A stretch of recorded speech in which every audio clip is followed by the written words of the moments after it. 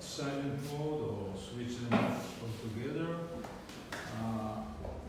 I'm Ori Dromi, I run the Jerusalem Press Club, and we are very pleased and honored to host this morning Professor Tamar Hermann, who's the Academic Director of the Government Center for Public Opinion and Policy Research. By the way, a center that started the polling Israelis in 1948, I believe, with the Lee Groupman. The research interests of Professor Hermann are Israeli public opinion, specifically as it pertains to issues related to national security and Israel's socio-economic agenda. She published recently a couple of books, the National Religious Sector in Israel, Israel Democracy Index of 2015, 16, 17, as well as a new publication, a conditional partnership, Jews and Arabs, Israel 2017, but I'm sure we have a new one. A new one, and how relevant it is today, of course. And her book-length manuscript, Walking the Israeli National Trade, recently won the Haifa University Publishing House Baha Prize for the Best Academic Book of 2017. So we titled the talk today as the Israeli public has spoken, but what actually has it said, and I'm sorry about the typo that was in the first. Thank you for correcting it. And Professor Hermann. Thank you, Ori. I'm really glad to be here. I spoke here in the past. Yes. And there is never a dull moment in Israeli politics. So things that were said 6 months ago are, in a way, already passé as we speak today. So what I'll try to do is not to give you any prophecies about what's going to happen, because no one knows what's going to happen, and no one knows because there are so many inputs into what is happening right now that the bottom line is not clear even to the main participants in the discussions. So what we should actually do is look at the more general question of how does Israel society and politics operate in this period of time, and I'll try to give you an overall picture of what's happening. I'm sure that part of it is already known to you, part of it may not. I'll be very glad to answer questions, even during the presentation, if I'm saying something that you either do not agree with or you do not understand. So basically, as we know, we had a very, very active political year. But I would go as far as saying that actually Israeli society is a highly political society. In comparison to other Western societies, Israelis are much more interested in politics, and they all have opinions, even over matters that they have no knowledge whatsoever. But when people ask me, when you ask people in surveys about this and about that, how do you know that they know? My answer is, how do I know whether they know when they go and vote? I mean, people act upon their perceptions of what should be done, where should we go, and Israelis do hold very clear views in most cases about their desired political system, about the direction of the state. Okay, so in the past, for example, during the Oslo process, we asked people about do they support or are they against the Oslo process. They didn't know the details of the process, okay? But when they had to speak up their mind, they had a clear opinion over these issues. By the way, I didn't bring any slides with me, but whenever I show the pie or any other graphs, the number of the don't knows is extremely low in Israel. When I have 10% don't knows, it is something very, very shocking. Normally it would be between 3 to 6% don't knows on very critical questions. And when I presented in academic conferences, people are saying, can't be, because in the United States, when you ask people about issues related to the Congress or to the Senate or to the President of the United States, at least one-third are saying, never heard of. And this is why when we look at the international democracy indices, there is a very wide variety of indices being compiled every year, say, by the World Bank, by Freedom House, by the Economist, the intelligence unit of the Economist. Israel scores very high on public political participation and involvement. We score very low on other issues, or pretty low on other issues, but basically this is a highly politicized society, and it means a lot in terms of the freedom of maneuvering of the politicians. Because the politicians, in a way, are actually limited by their respective audiences. Although, of course, as leaders, they cannot admit that they always look at the relevant publics, but we know, because of it, they are constantly polling public opinion using a variety of methods, be them surveys, or focus groups, big data analysis. They are always watching what is happening on the grassroots level. Even on issues related to what we call normally high politics, foreign policy issues, security-related issues. A decision what to do with Gaza has much to do with the unwillingness of the Israeli public right now to get involved in a very extensive military campaign in Gaza.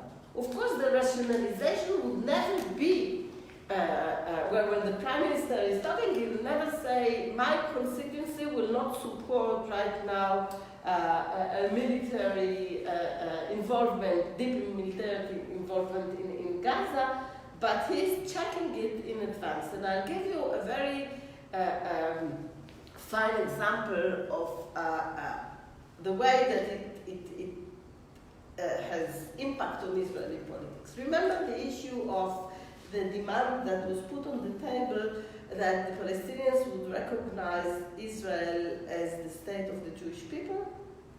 Remember that Prime Minister Netanyahu started to talk about it? He raised an issue that was not on the table at all.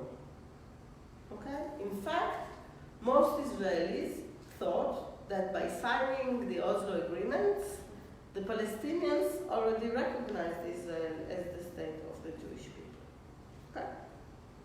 When he first came out with this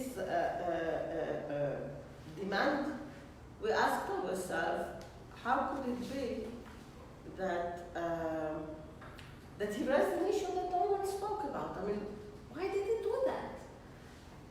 And I know that sitting in a room with journalists saying that it's off the record, it will never be off the record. So don't say. Don't No, say. It's live on Facebook. It's live on Facebook, there you go. Think twice. Oh, okay. So tell us what you I don't want to would tell us. say that there were pre-examinations of the potential impact of a negative answer by the Palestinians to this question. I have a question. Okay. Okay. I remember watching during Oslo a meeting of the Palestinian Council making a declaration that they accepted the state They tabled the motion.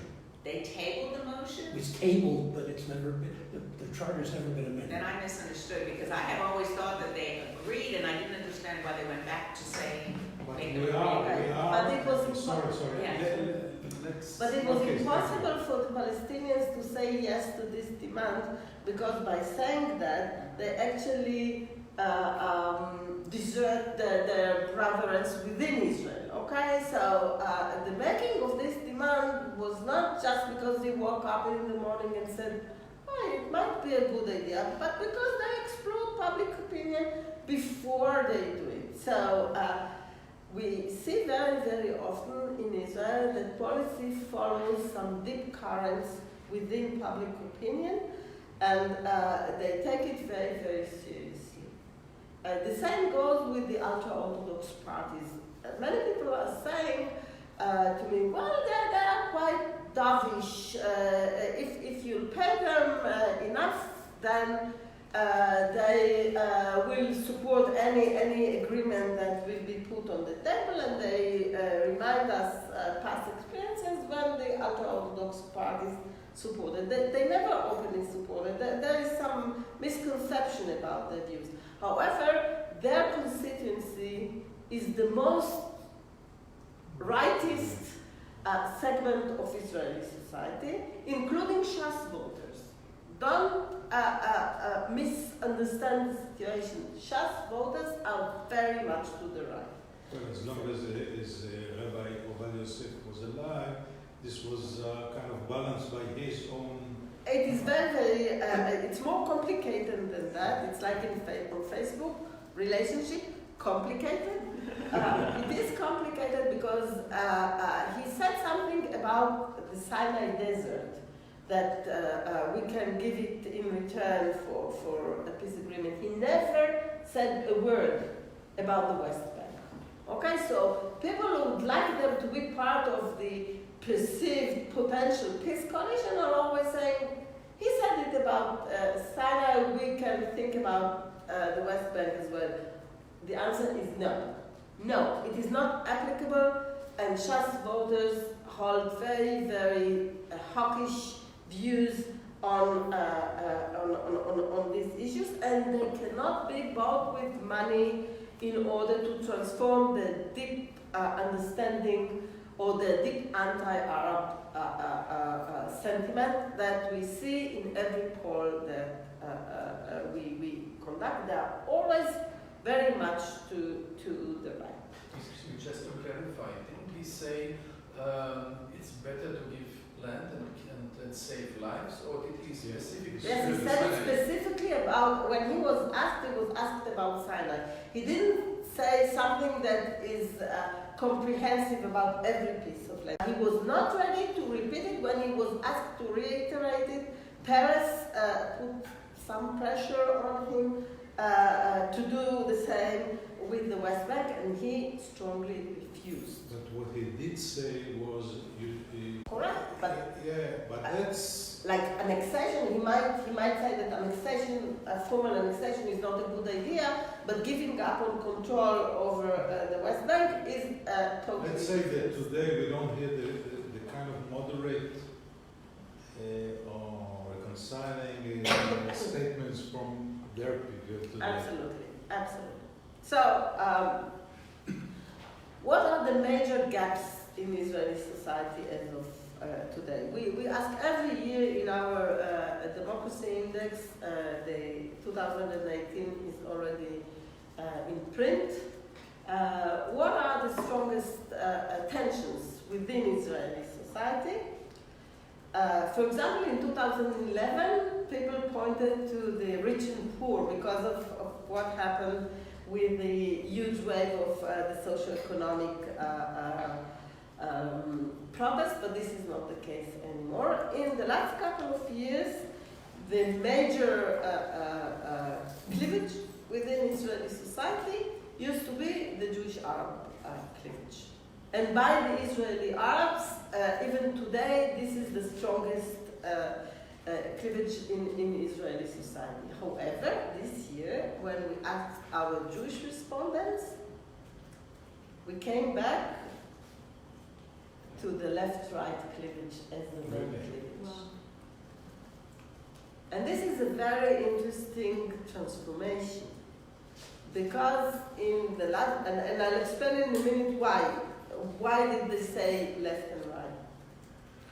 In the past, in the last couple of years, people said, okay, left and right are not important anymore. There are no clear differences between the left and the right.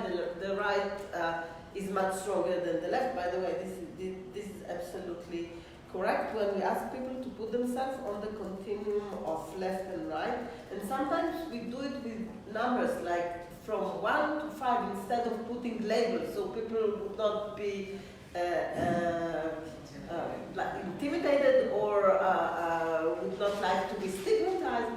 So the left is between, in a good day, it is 17%, 1/7, self-defined, okay?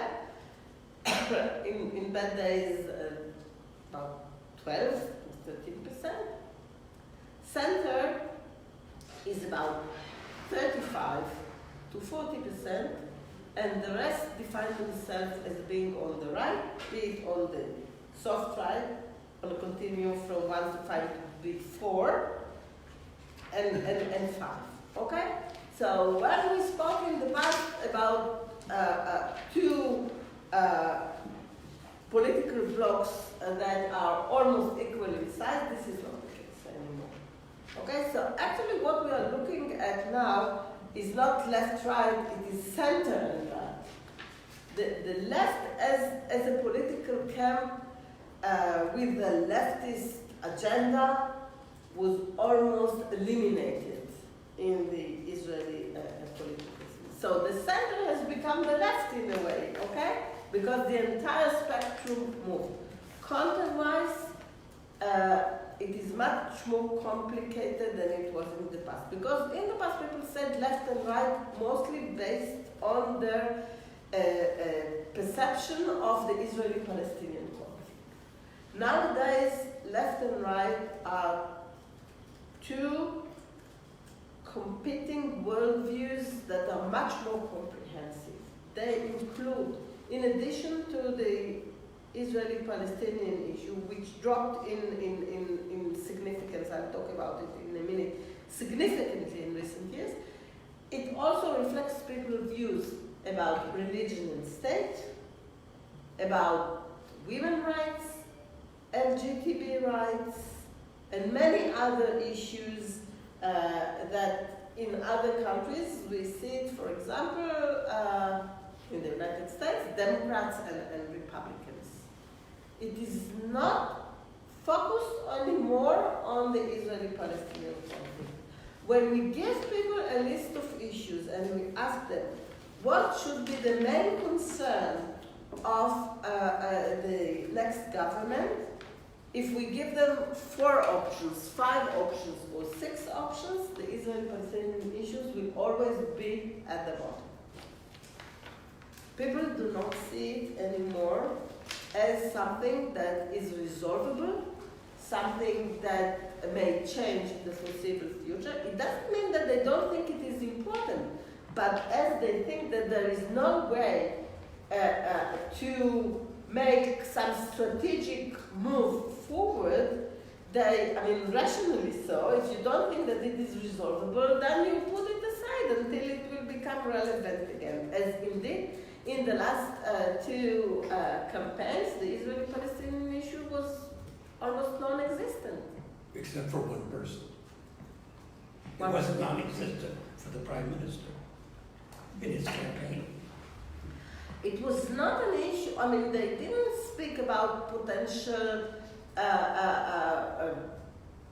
solutions. They you mean He used it as a fear issue with his electorate. Or he tried to. He spoke about Israeli Arabs mainly. He didn't speak so much about the Palestinians. He raised, he tested the heat of the water by talking about the annexation of the Jordan Valley.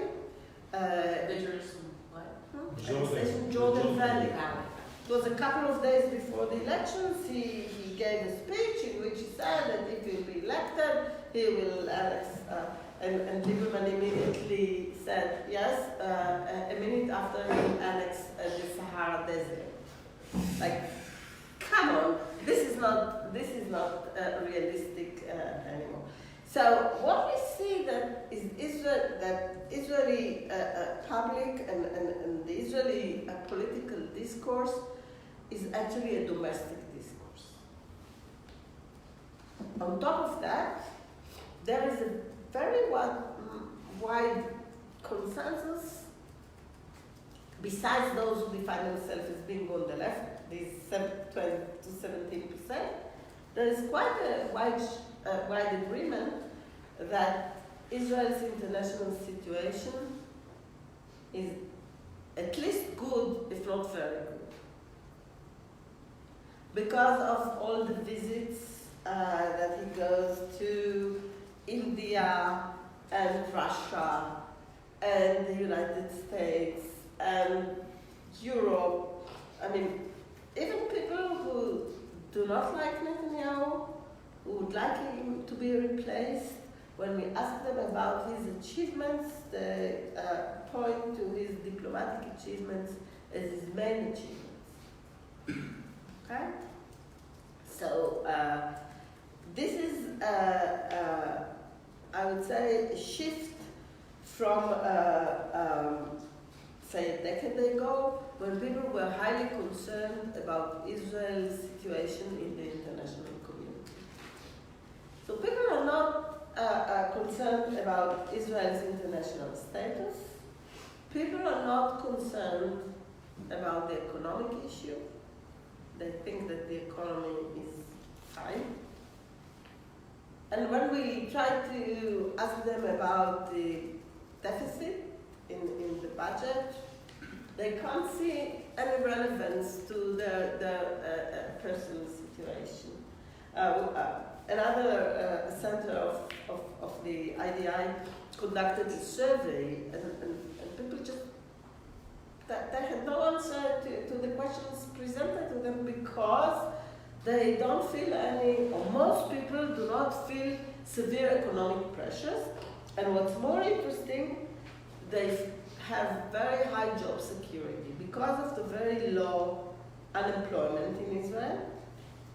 Even if they'll be laid off, if they will be sent home, they are pretty sure that they will get another job in a very short period of time.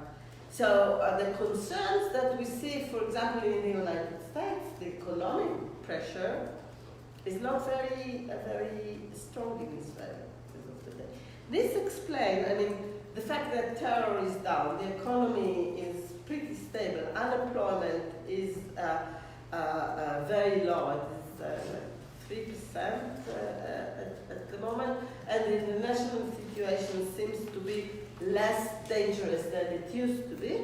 This brings people to say that Israel's overall situation is good or very good. I mean, we see, in a minute, we see an increase, constant increase since 2003 in the number of people who are defining Israel's overall situation, as abstract as this question is, as good or very good. Used to be so, used to be bad, and when you look at the graph and you see that the number of those saying the overall situation, the number of those saying that the situation is bad and or very bad goes down, and the number of those saying that the situation is going up, it's like scissors.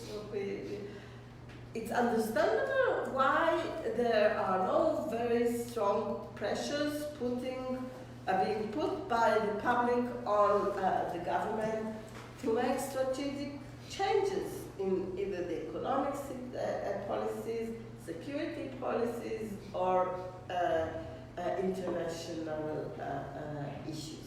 Yes. Just a question about the feeling then, or the analysis that the public feels secure. Do they not react to the buildup in Lebanon? And Hezbollah, I mean, is this not impacting on people at all? I mean, and Iran and what have you? Yeah. Okay, it is like living on a volcano. people get used to living in a very dangerous environment, and they just avoid thinking about it. Iran, it is very amazing that even in times when Netanyahu was able to convince the international community that Iran is a real and immediate danger, the Israeli public was not influenced by that. I mean, they said, maybe, but I mean, we have survived Pharaoh, so we will survive Iran as well. This kind of nonchalant position was something that external observers could not understand at the time. They came to us and asked us, please ask again about Iran. And we would say, well, okay, we will deal with it when time comes. My own litmus test to relations with the Iranian threat is whenever I go to Tel Aviv, I see the cranes. Mm-hmm. Somebody. Absolutely. The cranes. So who would invest in build- real estate? Exactly. People are buying real Places that estate. are supposed to be wiped out. Absolutely. We haven't spoken about it, but this is an example that I give as well. People who think that they will have to run away or that their property will be destroyed are not investing in real estate. And Israelis are investing all the time in real estate. Okay? Particularly in the most vulnerable area of Tel Aviv, between Gedera and Hedera, as we say. Okay? So, what we see is a basic difficulty for any challengers to this government to actually persuade people that they have something better to offer.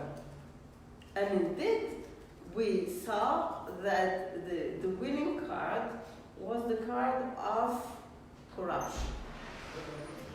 Right? Because they couldn't really show in a very clear manner that Netanyahu is not doing well as far as security is concerned, because no one else has a better idea what to do with Gaza.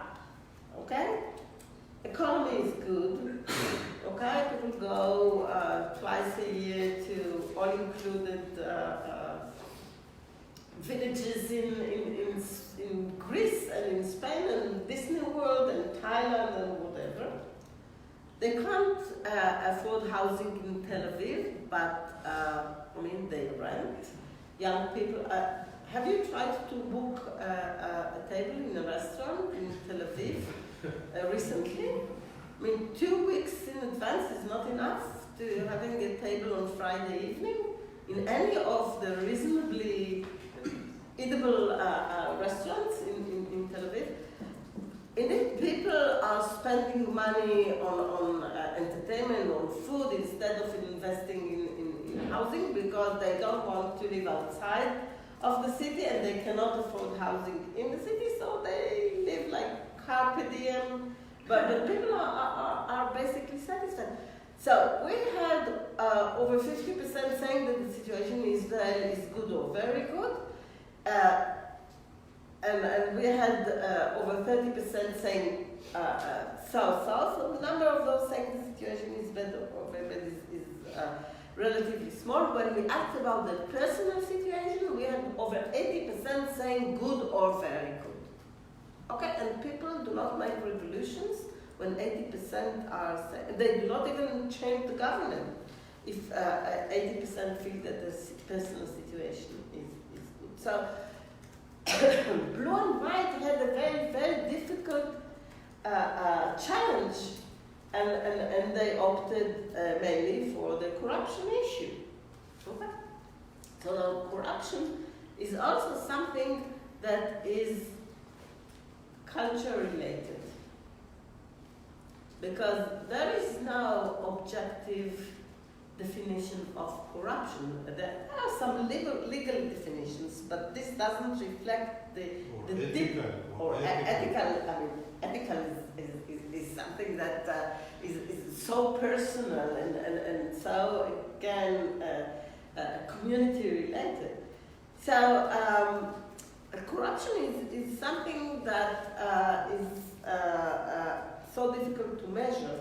When you look at Transparency International, for example, the scores that Israel gets is somewhere in the middle. Israel is not defined as a highly corrupt country by any of the international indices. When we ask the Israelis, they give us lesser score. Israelis think more than the international observers that Israel is a corrupt country. However, what does it mean to be a corrupt country? When we ask them, have you ever had the experience of having to pay to some middleman when you, a macher, what was it, in order to renovate your house? So many people are saying yes. You think that this is corruption? They say no, this is part of the procedure. I mean, things that could not be interpreted in any other way but corruption in certain cultures are not thought upon as corruption in Israel. And therefore, for example, the issues of the cigars and the ice cream and whatever, many people are saying, okay, come on. I mean, this is not a serious matter when you have a prime minister that is doing so good on the really critical issues of security and economy. Can I give an example of this? When my granddaughter, she lives in Ramat HaSharon, when she was 15, Mr. Rothberger ran for the mayor, and he was convicted. Was elected. Yeah, but he was in the there was charges of corruption against him, and he was. So I asked her, if you could vote, who would you vote for? She said, for Rothberger the thief. I said, what? How dare you? She said, no, everybody knows he's a thief, but he's a good mayor. So I reprimanded her, but I'm not sure. But it tells something about how absolutely. Furthermore, Netanyahu's supporters are quite sure that the entire legal procedure that is being conducted against him is a political plot. They think that the judicial system is actually being manipulated by people with political agendas. They think that either knowingly or unconsciously, they actually are being used as political weapons against Netanyahu.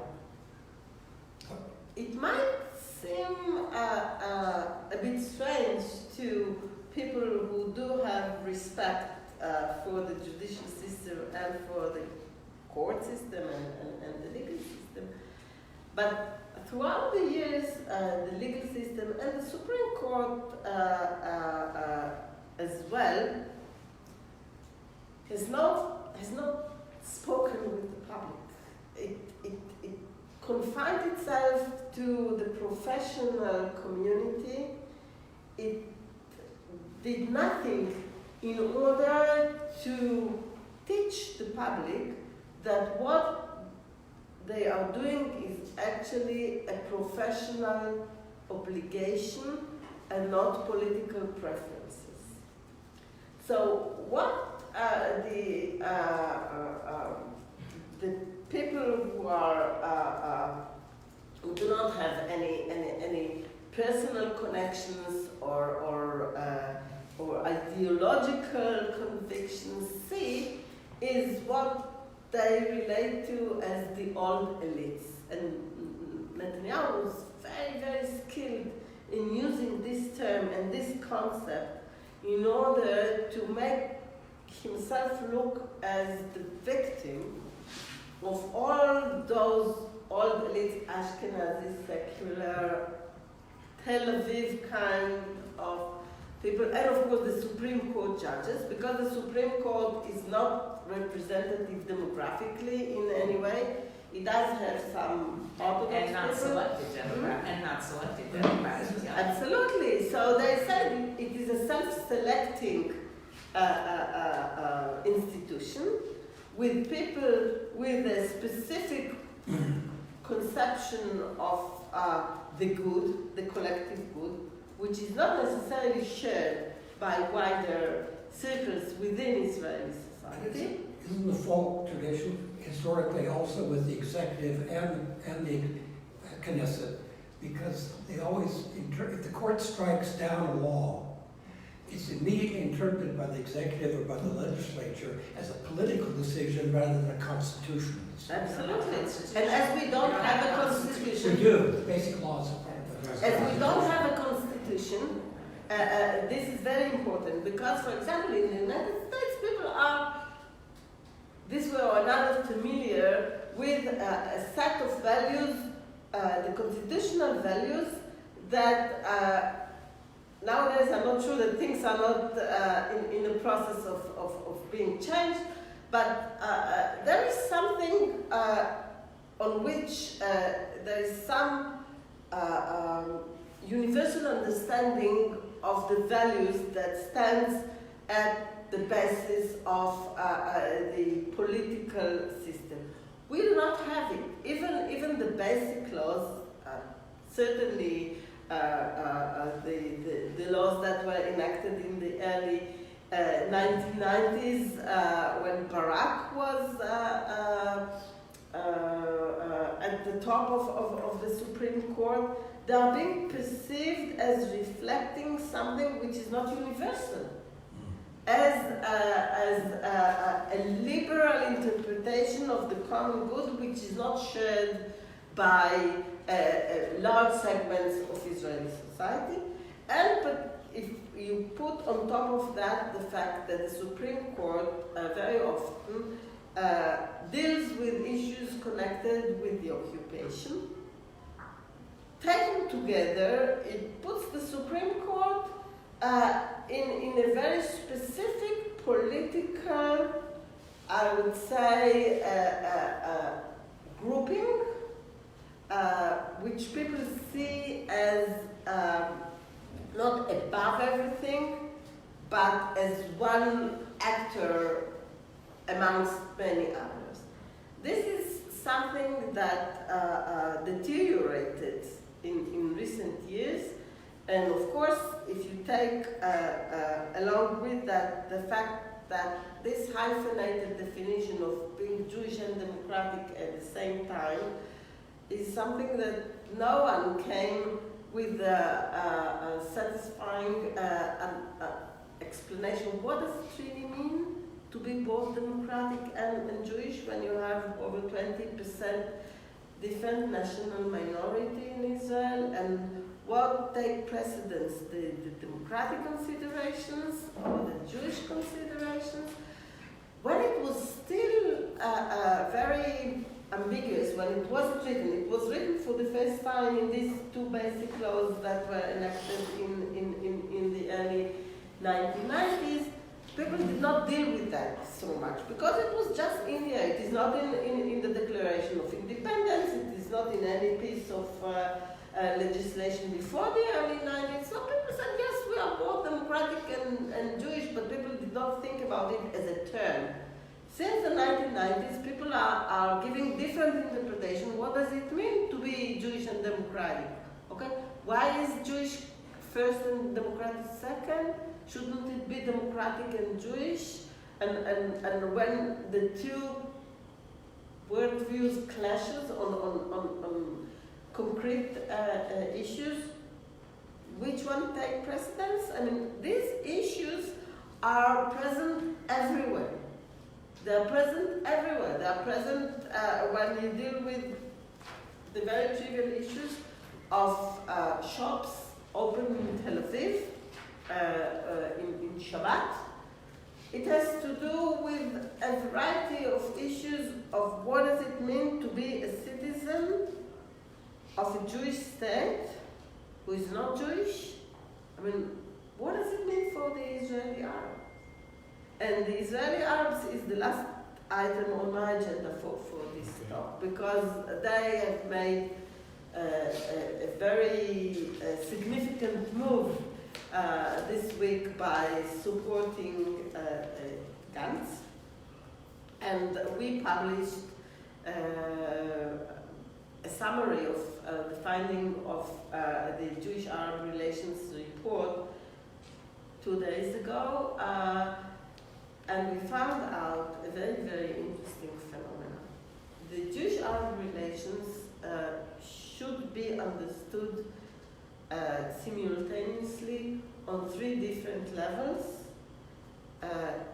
In each level, the trajectory is different. The levels are the state level, the society level, and the everyday individual level.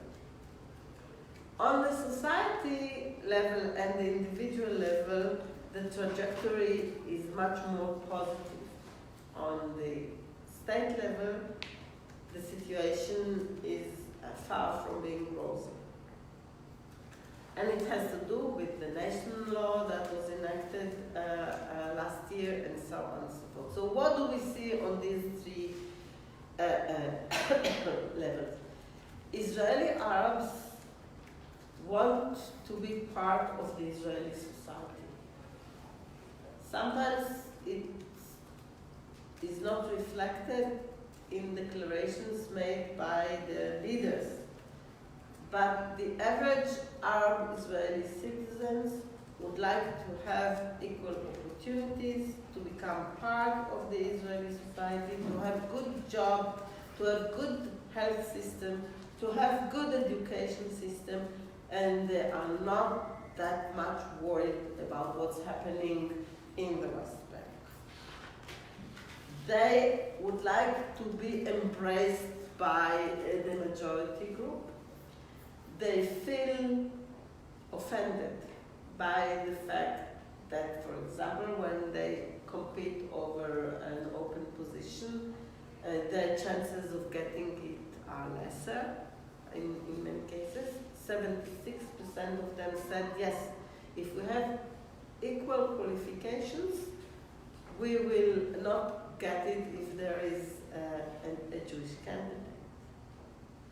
They would like to live in shared spaces with Jews. There is a majority of the Arabs that would like to see more shared neighborhoods and whatever, whereas there is a majority of the Jews say no thanks, but no thanks. We see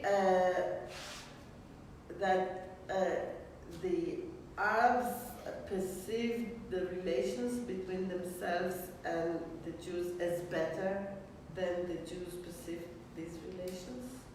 We see a majority of Arabs who say that they have no reservations whatsoever to go to Jewish towns and neighborhoods, but only 8% of the Jews say that they have no reservation whatsoever of going to Arab villages and towns.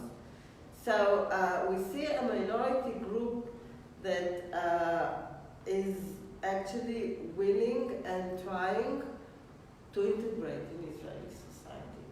They acknowledge that there are very difficult barriers in the way, but this is where they want to be. This is part of the reason why when we ask them about the leaders, they are not very happy with the leaders, because they think that the positions taken by the leaders actually add another obstacle in their way of being integrated. This doesn't mean that they don't have national aspirations. This doesn't mean that they don't want the occupation to be over with, okay? But this doesn't prevent them from being satisfied with life in Israel in general. When we ask people to react to the statement, Israel is a good place to live in, we had 85% of both the Jewish sample and the Arab saying agreeing to that. They recognize that their situation is much better than that of the brothers in the West Bank. Certainly in Syria, in Lebanon, in Egypt, Egypt and wherever. They have no intentions of leaving Israel. If we will redraw the boundaries between Israel and Palestine and will give them the option, they will stay in Israel. They will not prefer to be Palestinian. You asked them? Yeah, we asked them. Yeah. They reacted very, very negatively to the very idea that they will stay in their own homes, but the boundaries will be redrawn. They said, absolutely not. Okay? Now, when we ask them about joining the government, we asked it every year since 2003. We always had a majority of Arabs saying, yes, we want to be part of the coalition and we want to see Arab ministers. The Jews said no. A majority, 2/3 of the Jews said no. Constant majority saying no. So when the joint list supported guns, on top of all other political considerations and the demands which they made, they actually knew that they are losing their foothold amongst their own constituency. And if they will not support guns, they will be blamed by their own people for shooting themselves in the leg. So it was not just because they're so sophisticated politically, it is not just because they got a long list of promises, this is because they know where the climate of opinion is amongst their voters. And they knew that they will pay a very high price in the future if they will not do it. I'd like to ask you something. Okay. You mentioned that the new rift was the left-right. That's right. But now it seems that Lieberman recognized a new option, and that is religious, non-religious. What about that rift? This rift always comes third. Third. The religious, non-religious, orthodox, secular. Okay. But this is a more complicated rift because if you're Jewish or Arab, it is quite clear to which group do you belong. Orthodox and non-Orthodox, do you know the proportions in Israel? Tell us. As of today, we have about 43-44% people who define themselves as being secular. We have about 35 traditional, like 15% national Orthodox and 10 to 12% ultra-Orthodox. Okay? Could you say it again, please? Repeat it. The first number? Okay. Give us the numbers again. 43 to 44 Okay. secular, 35 traditional. Then the traditional are being divided by the National Statistics Bureau to more religious traditional and less religious traditional. We have like 15% National Orthodox and about 10% about ultra-Orthodox. But when we say secular, people are not really Nobody is secular. Very few Israelis are really secular. It is not secular like in France. When someone tells you that he or she are secular, they will certainly will not go to church.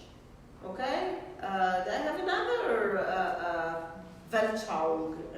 You know, Shlomo Avineri once said in Israel, people don't go to the synagogue, but the synagogue they don't go to is an Orthodox one. So that's. When we asked the people who define themselves as being secular, do they believe in God? 83% said yes. So what kind of a secular are you? Secular means that you do not practice Judaism. Atheist, maybe? They are not. We have like 3 to 5% define themselves as being atheists or agnostics or totally unreligious. You can't believe in God and be an atheist. Let's open up, guys. There are questions. Yes. Yeah, I have 2 questions. At the beginning, you said that the politicians act according to public opinion. So actually, that's populism. Why doesn't one side focus on their success and the other side for the differences they are standing for? The second question, can you say something about the success of Hermann and that even people Okay. of the left might vote for him? Okay, I would say that I wouldn't use the term populism because you know how many books were written about populism in recent years. This is the new buzzword. I would say that they are highly attentive to public opinion, and sometimes instead of leading public opinion, they're following public opinion. Is this populism? In a way, but not. This is not the full. Old-fashioned populism. It's old-fashioned populism. We are still very far from Poland and Hungary and certainly Turkey in terms of the. I would say that Israeli democracy is still alive and kicking. It is far from being perfect, but Jewish people have a long tradition of I would say leading Jews. It's on the Facebook. Is like herding cats. It is very, very difficult to have an authoritarian regime in a Jewish context because the culture of Judaism is a culture of controversy. When we read through Jewish scripts and the Talmud and whatever, they're always arguing with each other. There was never a central authority, and people have this tendency of challenging authority all the time, starting from the family, ending with the prime minister. Also, there's a reason why there won't be a coup in Israel, because let's say the coup is set for 6 in the morning. 6 is not 6. So. Amos Oz once wrote a small piece saying, why don't the Jews have a pope? Exactly because of that. I certainly agree that we have some very loud stains on the democratic functioning of Israel in recent years. But it is still a very sizzling democracy, and you could see this through the last election campaigns. It is nothing like what's happening in When I speak about populism, I mean just acting like the people demand. Okay, in a way you can say that this is democracy. I mean, it depends to which extent you do things that are democratic because the people demand it. But if you're just following public opinion and it is okay by your democratic code book that is agreeable to everyone, then it is not a problem.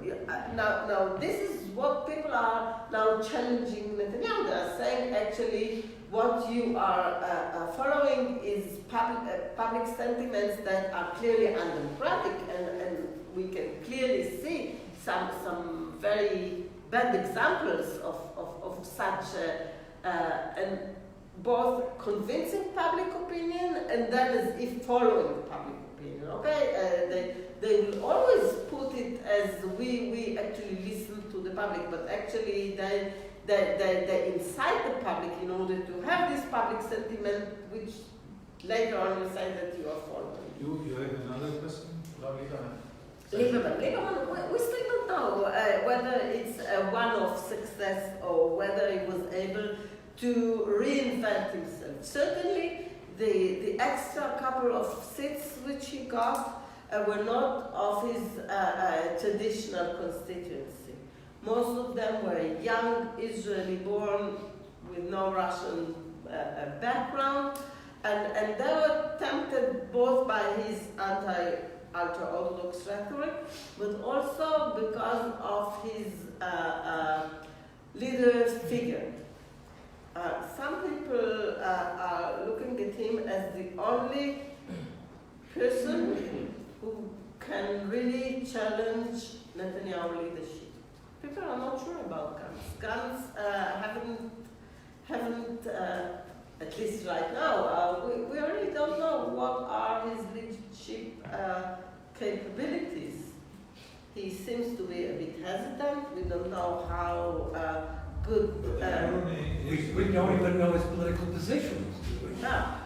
The irony is that we know about Lieberman a lot. And And he's zigzagging and all this, and still people. But still, if he has this, I would say, aura of a person with a strong personality. Some people are attracted to strong personalities and forget all his past as being very manipulative, very Machiavellian. So, whether it is a success, we can give an answer to that first by the end of the coalition negotiations. Is it going to be in or out? Will he be able to really create a unit government in which you will have some very good portfolios? Because otherwise it would be a very strange kind of a success. And we will see in the next elections. If we go back to his 5 seats, then it was a one-off success. Yes, thanks. You mentioned most Israelis say or are convinced that the overall situation here is good. Yes. Or very good. Mm-hmm. Besides the journalist of Haaretz. If you look to certain regions or certain cities, let's say the south of Tel Aviv, the refugees and the poor Israeli population there, which maybe Sderot or other communities close to Gaza, Ashdod, and so on. As far as I understood, always you find there a majority for Netanyahu so far. Was there a shift this time, or is it? Do you think that this pro-Likud, those Likud voters, which you find over there, has it to do with the rift between Ashkenazi, Sephardi, because there are many Mizrahi Jews? So I would like to hear about those special situations in those regions. The number of people who voted for Likud in Sderot, Ofakim, etc., dropped this time. It dropped a bit. It dropped, but it's still a majority there. Maybe Okay. more, yeah. We tend to, in a way, adopt Karl Marx's perception that it's all about the economy. Okay? As Clinton put it. And we ask ourselves, how comes that people that are underprivileged and not enjoying any of this economic prosperity are voting for the right? The answer is that they do not look it through the economic perspective. They look at it through the perspective of identity and the Jewish identity. And they think that Netanyahu serves much better than the left, or what they perceived as the left, this very core sentiment of making the country or the state more Jewish. Okay?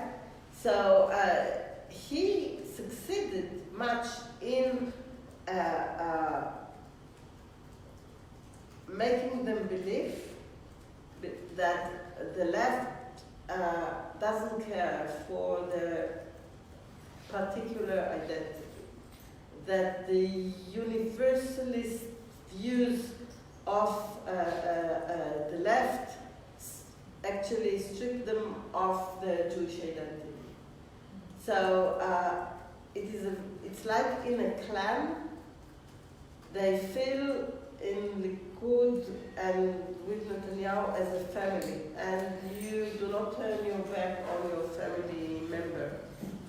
And people who are not part of your family come second or third. So the universalist view of all people were created equal, they were created equal perhaps, but as I have a colleague whose name is Nissim Mizrahi, Professor Nissim Mizrahi of the Sociology Department at Tel Aviv University.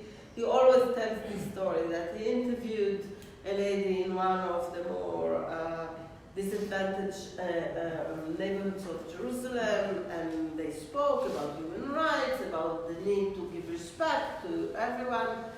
And at a certain point in this conversation, she looked at him and she said, I agree with you that your children and my children should be treated equally. I may even agree with you that your children are more talented than my children, but my children are my children, and they will always come first. Okay? So this is one of the reasons why they feel closer to him than to people that by our understanding of economy and whatever being a very major issue, they look at them and they say, are they really talking to me? Me? This is why Netanyahu said or whispered to... They forgot about being Jewish. Yeah. Okay. Yes, please. Thank you. I am from Vietnam emergency. So, in your opinion, what kind of form new government and who will be prime minister? I said at the beginning, you came late. I don't make prophecies. This is lesson 1, political science 101, never make predictions. But you guess? I can't. I mean, my guess, but I will not put my pension fund on it. No elections. New elections. Really? New election. New election. Maybe this is the program to maintain him as prime minister. With a caretaker government, we'll have new elections every 4 months for the next 20 years. In new elections, the Arabs might vote in bigger numbers. Or in lesser number. It depends what happens What in between. happens, yeah. Yeah. So, how many percent are you sure for new election? I have one question. Yes. Can a caretaker government introduce a budget?